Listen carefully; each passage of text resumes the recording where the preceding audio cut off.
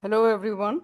So I am here with chapter number 9 and I am going to break up the video recording of chapter number 9 into two parts so that we can handle the long chapter appropriately. The first portion that I am doing in this episode is actually shorter and easier, and there is one main point to be understood, but we will talk about it. But let's first figure out what this chapter is going to try to do to us. So, mainly, this chapter is talking about different methods of inventory. Okay, so the simple question is, in all manufacturing companies, typically, at the end of the year, some inventory is left. What should be the value of that inventory? Okay, and there are two schools of thought on that. One is that inventory should be valued according to what they call absorption costing, and the second school of thought is that it should be valued according to what we call variable costing. So these are essentially two inventory costing methods.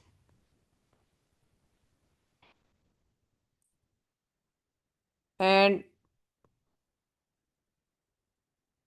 as this point tells you, one method, which is the absorption method, is the only legal method in the United States, whereas variable costing method is very popularly used because it leads to better and more effective decision making. But the idea for the first half of this chapter, for this video recording, is to clearly understand how to make absorption costing and variable costing income statements and calculate value of ending inventory.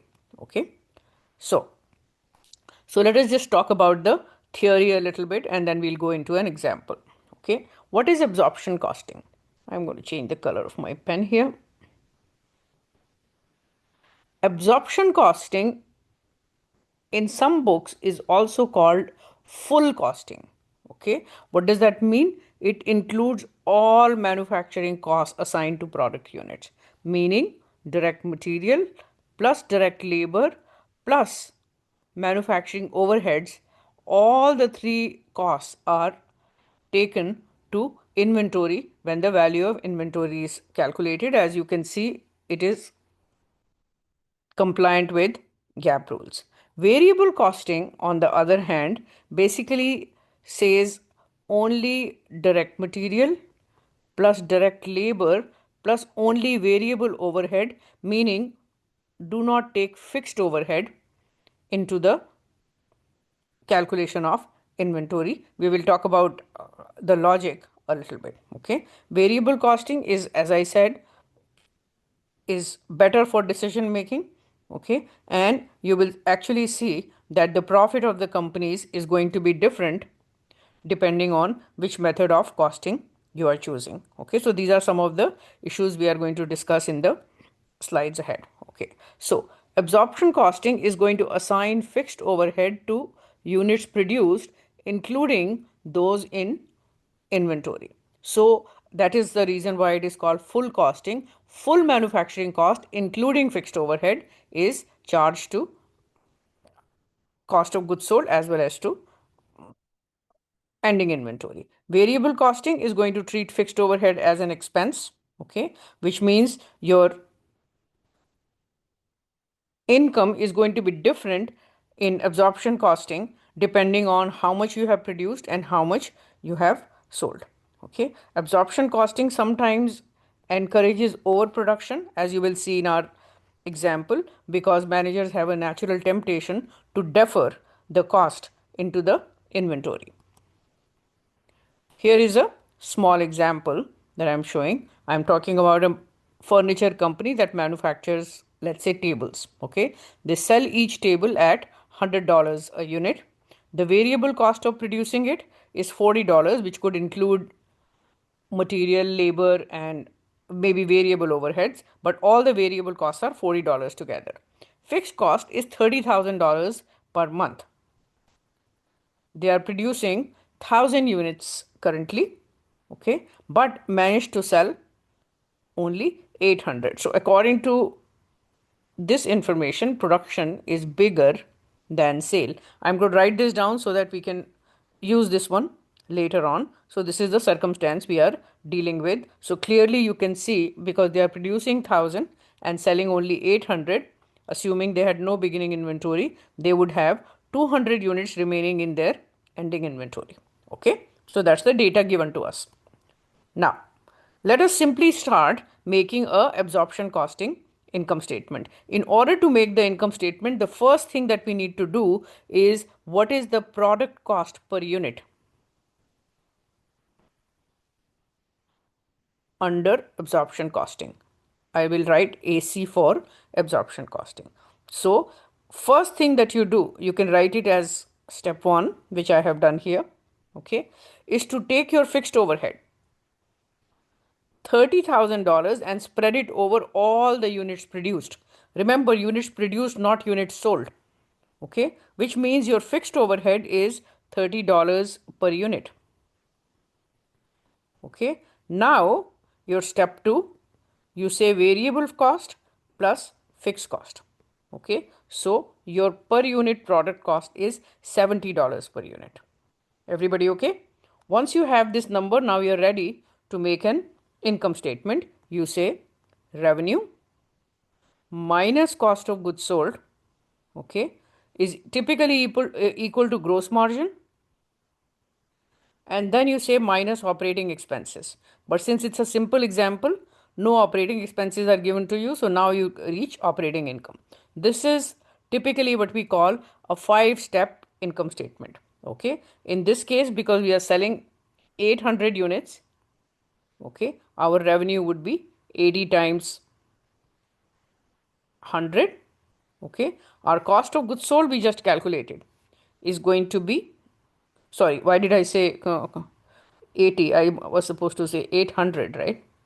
Units sold are 800 times $100 per unit. Okay, cost of goods sold for 800 units, my cost of goods sold is $70 per unit. Okay, so technically I could calculate my gross margin to be 800 times 30, right? 100 minus 70 will give me 30. Okay, but because I don't have any operating expenses, I could actually say that this is my operating income also. So I will say $24,000 is my operating income. So I want you to learn two things in this operating income, in this absorption costing income statement. One is how to add fixed overhead to the variable cost when you calculate the cost per unit. And second, what is the format of the income statement? The income statement basically is what we call gross margin type income statement, in which you say revenue minus cost of goods sold. Because I am about to show you another type of income statement, I want you to remember that absorption costing income statement always has revenue minus cost of goods sold equal to gross margin. Now let us try to look at variable costing income statement.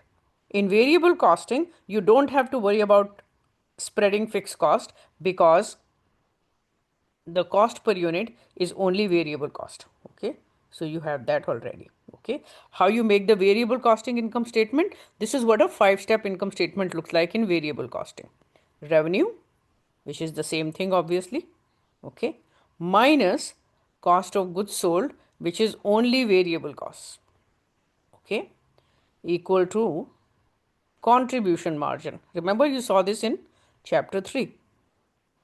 Then you subtract all the fixed costs, and then you come to operating income. Once again, notice it is also a 5-step income statement. Okay, but the number to be calculated in the middle is contribution margin, not gross margin, and you subtract all your fixed costs. So as I said, you are selling 800 units at $100 per unit, so your revenue remains the same. It is still 800 times 100. Okay, But this time, your cost of goods sold, because we are taking only variable cost, is only $80 per unit. Correct? Since I am given no other variable selling expenses or anything, I would say my contribution margin is 800 times $60. Okay, so that's 48,000. Now I subtract fixed cost from here. Okay, and my operating income, or my profit as I call it, is going to be 18,000. Okay, so once again, I want you to notice two things here. One is that it is only variable manufacturing costs, which is what we took to cost of goods sold. Second, this is the format of the income statement where you subtract all variable costs here. So essentially what is happening in absorption costing, we say we take the total costs and we cut the pie according to what is manufacturing costs. Okay, all manufacturing costs, and then non-manufacturing costs will go below gross margin. Okay, under variable costing, we take the same cost and we cut the pie like this. All variable costs above contribution margin and all fixed costs below contribution margin.